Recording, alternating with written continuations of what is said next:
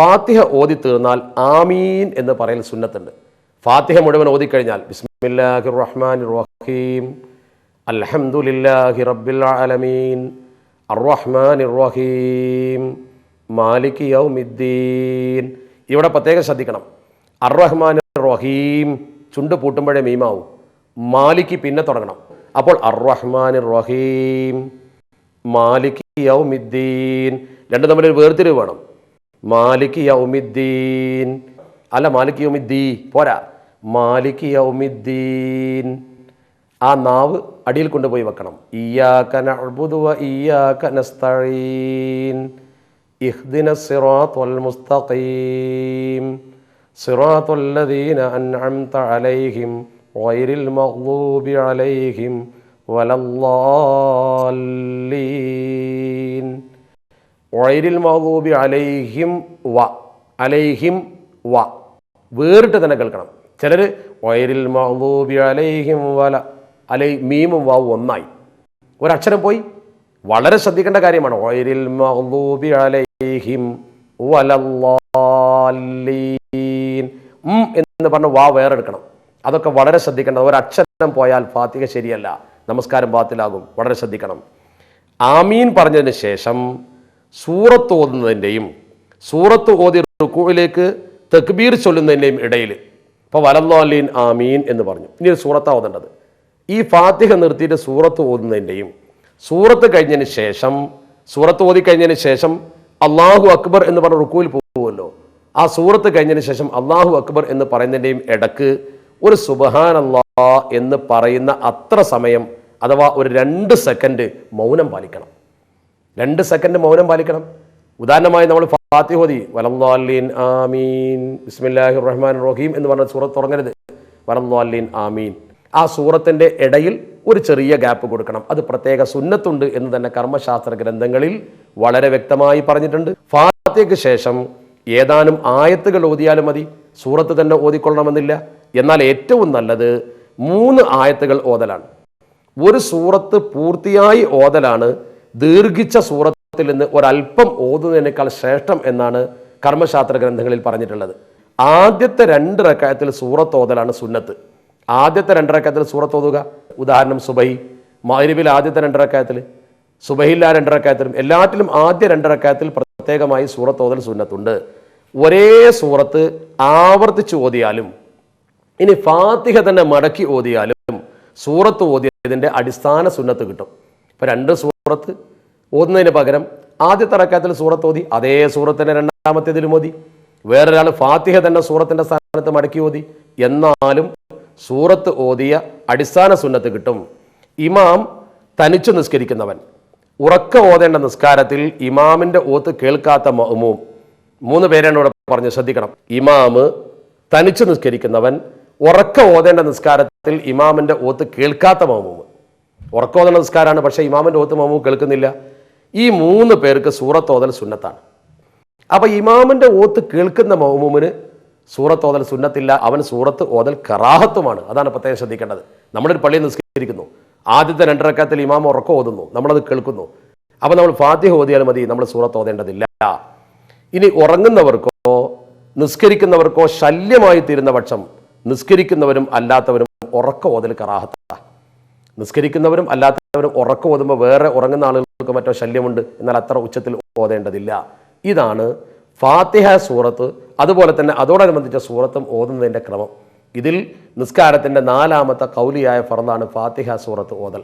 അതിൻ്റെ നിബന്ധനയാണ്, അതോടനുബന്ധമായ കാര്യങ്ങളുമാണ് നമ്മൾ ഇതുവരെ പറഞ്ഞത്. ഇപ്പോൾ നാം നിയ്യത്ത് ചെയ്ത് തക്ബീറത്തുൽ ഇഹ്റാം അതുപോലെ തന്നെ ഫാത്തിഹ വരെ എത്തി, നൃത്തം എന്ന കർമ്മം പൂർത്തീകരിക്കുകയും ചെയ്തു. ഇനിയാണ് 5ാമത്തെ ഫർള്. അതെന്താണ്? സൂറത്ത് ഓതി പൂർത്തിയാക്കിയാൽ നിസ്കാരത്തിൻ്റെ 5ാമത്തെ ഫർളായ റുക്കൂഇലേക്ക് കുനിയുക. എന്താണ് റുക്കൂഴ്? എങ്ങനെയാണ് റുക്കൂഴ്? അംഗവൈകല്യമില്ലാത്ത ഒരാൾ 2 ഉള്ളം കൈകൾ, നോക്കൂ ഇവിടെ നോക്കൂ, 2 ഉള്ളം കൈകൾ, ഈ 2 ഉള്ളം കൈകൾ അവൻ്റെ കാൽമുട്ടുകളിൽ എത്തുന്ന വിധം കുനിയുന്നതിനാണ് റുക്കൂഴ് എന്ന് പറയുന്നത്. അയാളുടെ കാൽമുട്ടുകളിൽ ഈ കൈയിൻ്റെ വെള്ള എത്തുന്നത് വരെ കുനിയലാണ് റുക്കൂഴ് എന്ന് പറയുന്നത്. മുൻകൈ വിരലുകൾ മുട്ടുകളിൽ തട്ടിയാൽ മതിയാകയില്ലെന്നർത്ഥം. ഈ മുൻകൈയിൻ്റെ വിരൽ മുട്ടുമ്പോൾ തട്ടിയാൽ പോരാ, അവിടുന്ന് കീഴോട്ട് പോയി ഈ ഭാഗം നമ്മുടെ കാൽമുട്ടിൽ വരണം. ഇന്ന് പലരും നേരിയ വിധം പല തരത്തിൽ കുനിയുന്ന ആളുകളാണ്. അത്തരം കുനിച്ചിലൊക്കെ ഒഴിവാക്കി സാധാരണ ഒരു മനുഷ്യൻ, അതാണ് അംഗവൈകല്യമില്ലാത്തവൻ എന്ന് പറഞ്ഞത്, അവൻ്റെ ഉള്ളം കൈ കാൽമുട്ടുകളിൽ എത്തുന്ന വിധത്തിൽ തന്നെ കുനിയണം. മുതുകും പിരടിയും ഒരേ ലെവലിൽ വരണമെന്നർത്ഥം. അവൻ്റെ ഈ മുതുക് ഭാഗം പെരടി അത് ഒരേ ലെവലിൽ വരണം. ഇങ്ങനെ കുനിഞ്ഞു നിൽക്കുമ്പോൾ ശരിക്കും അവൻ്റെ മുതുകും പിരടിയും ഒരേ പാരലൽ ലെവലായി സമാന്തരമായി ശരിക്ക് വരണം. അങ്ങനെയാണ് അവൻ കുനിയേണ്ടത്. റുക്കൂഴിലേക്ക് പോകുമ്പോഴും അതുപോലെ തന്നെ മറ്റെല്ലാ കുനിയലിലും അതുപോലെ അതിൽ നിന്ന് നിവർന്നു വരുമ്പോഴും അല്ലാഹു അക്ബർ എന്ന് തക്ബീർ ചൊല്ലൽ ഇമാമിനും മഅ്മൂമിനും തനിച്ച് നിസ്കരിക്കുന്നവനും ഒക്കെ സുന്നത്താ. ഇമാമാവട്ടെ മഅ്മൂമാവട്ടെ ഒറ്റക്ക് നിസ്കരിക്കുന്നവനാവട്ടെ റുക്കൂയിലേക്ക് പോകുമ്പോൾ അല്ലാഹു അക്ബർ. അതുപോലെ മറ്റെല്ലാ കുനിച്ചിലും നിവർച്ചിലും ഇപ്പോൾ സുജൂദിലേക്ക് പോകുമ്പോൾ സുജൂദിൽ നിന്ന് വരുമ്പോൾ ഒക്കെ അല്ലാഹു അക്ബർ, അങ്ങോട്ട് പോകുമ്പോഴും അല്ലാഹു അക്ബർ, ഇങ്ങോട്ട് തിരിച്ചു ഉയരുമ്പോഴും അല്ലാഹു അക്ബർ. എന്നാൽ റുക്കൂയിൽ നിന്ന് ഉയരുമ്പോൾ മാത്രം വ്യത്യാസമുണ്ട്. റുക്കൂയിൽ നിന്ന് ഉയരുമ്പോൾ മാത്രം വ്യത്യാസമുണ്ട്. റുക്കൂയിൽ നിന്ന് ഉയരുമ്പോൾ സമി അല്ലാഹു ലിമൻ ഹമിദ, ശരിക്ക് പറഞ്ഞാൽ സമി അല്ലാഹു ലിമൻ ഹമിദഹു, അത് പറയുമ്പോൾ ഹമിദ എന്ന വഖഫിലുണ്ടാവും. സമി അല്ലാഹു ലിമൻ ഹമിദ എന്ന് കൈയുയർത്തിക്കൊണ്ട് പറയണം.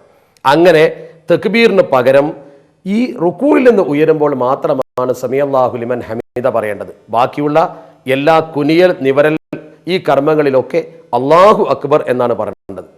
ഏത് പ്രവൃത്തിയിലേക്ക് നീങ്ങുന്നുവോ അതിൽ എത്തിച്ചേരുന്നത് വരെ തക്ബീർ നീട്ടൽ സുന്നത്തുണ്ട്. ഇപ്പോൾ ഉദാഹരണം, ഒരാൾ എഴുത്തിദാല് ചെയ്തു എന്നിട്ട് പിന്നെ അയാൾ സുജൂദിലേക്ക് പോകുന്നു.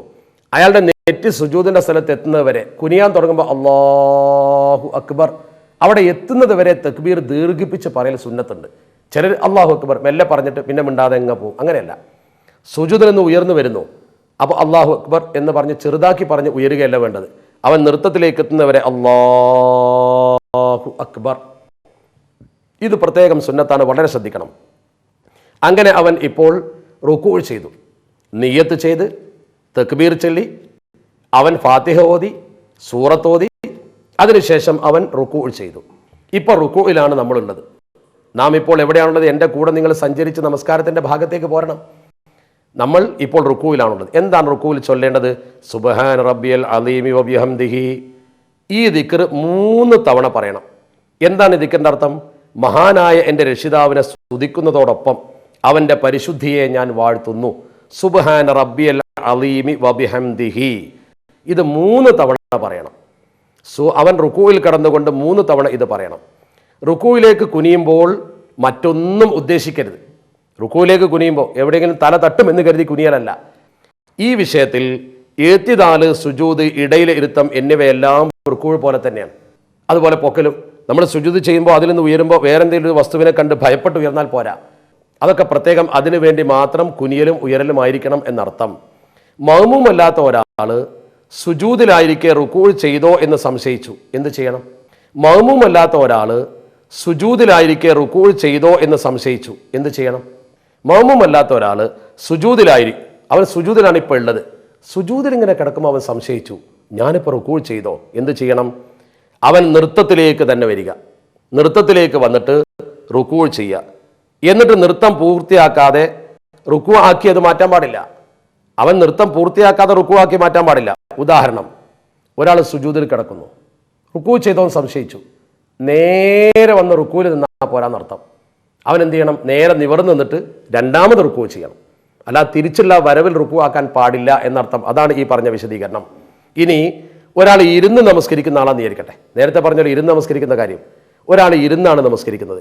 ഈ ഇരുന്ന് നമസ്കരിക്കുന്ന ആൾ എങ്ങനെയാണ് ഈ കർമ്മങ്ങൾ പൂർത്തിയാക്കേണ്ടത്? ഇരുന്ന് നമസ്കരിക്കുന്ന ആൾ കാൽമുട്ടുകളുടെ മുൻഭാഗത്തേക്ക്, കാലിൻ്റെ മുട്ടുകളുടെ മുൻഭാഗം, നമ്മുടെ കാലിൻ്റെ 2 മുട്ടുകളുണ്ട്, അതിൻ്റെ മുൻഭാഗത്തേക്ക് നെറ്റി നേരിടത്തക്ക വിധം കുനിയണം. ഇങ്ങനെ സുജൂദിന്റെ സ്ഥാനം വരെ കുനിയൽ ശ്രേഷ്ഠമാണ്. അപ്പോൾ സുജൂദിന്റെ സ്ഥാനം അല്പമില്ല, അതുവരെ ഇങ്ങനെ കുനിയൽ, മുട്ടുവരെ എത്തിയാലും മതി. അവിടുന്ന് സുജൂദിന്റെ സ്ഥാനം വരെ കുനിയൽ പ്രത്യേകം സുന്നത്താണ്. കഴിയാവുന്ന വിധമാണ് ചെയ്യേണ്ടത്. ഒരാളെ ബുദ്ധിമുട്ടിക്കുന്നില്ല ഒരിക്കലും ഇസ്ലാം. ഇതാണ് നമസ്കാരത്തിൻ്റെ 5ാമത്തെ നിബന്ധനയുടെ വിശദീകരണം. ഇത് ആവർത്തിച്ച് കേട്ട് നിങ്ങൾ മനസ്സിലാക്കണം. 6ാമത്തെ ഫർള് റുക്കൂഴ് കഴിഞ്ഞാൽ എഴുത്തിദാല് ചെയ്യലാണ്. റുക്കൂഴ് കഴിഞ്ഞാൽ പിന്നെ എഴുത്തിദാല് ചെയ്യാൻ. എങ്ങനെയാണ് എഴുത്തിദാല് ചെയ്യുന്നത്? ഇതാണ് 6ാമത്തെ ഫർള്. റുക്കൂവിൻ്റെ മുമ്പുണ്ടായിരുന്ന അവസ്ഥയിലേക്ക് മടങ്ങലാണ് എഴുത്തിദാൽ. വളരെ പെട്ടെന്ന് മനസ്സിലാവും. റുക്കൂവിൻ്റെ മുമ്പ് അവൻ ഏത് അവസ്ഥയിലായിരുന്നു? അവൻ റുക്കൂ ചെയ്യുന്നതിൻ്റെ മുമ്പ് ഏത് അവസ്ഥയിലായിരുന്നുവോ, നൃത്തത്തിലായിരുന്നു. അതേ അവസ്ഥയിലേക്ക് മടങ്ങിയാൽ എഴുത്തിദാലായി. മഅ്മൂമല്ലാത്ത ഒരാൾ, അഥവാ മഅ്മൂമല്ല, ഒറ്റയ്ക്ക് നമസ്കരിക്കുന്നവനാണ്, അങ്ങനത്തെ ഒരാളാണെങ്കിൽ പൂർണ്ണമായി എഴുത്തിദാൽ ചെയ്തോ എന്ന് സംശയിച്ചു. അങ്ങനെ സംശയിച്ചാൽ ഉടനെ അതിലേക്ക് മടങ്ങണം, പൂർണ്ണ എഴുത്തിദാലിലേക്ക് മടങ്ങണം, ശരിക്കും നിവർന്ന് നിൽക്കണം. അല്ലാതിരുന്നാൽ നിസ്കാരം ബാത്തിലാവും. മഅ്മൂമാണെങ്കിലോ ഇമാമിന്റെ നിസ്കാര ശേഷം ഒരു റക്അത്തും കൂടി നിസ്കരിക്കണം.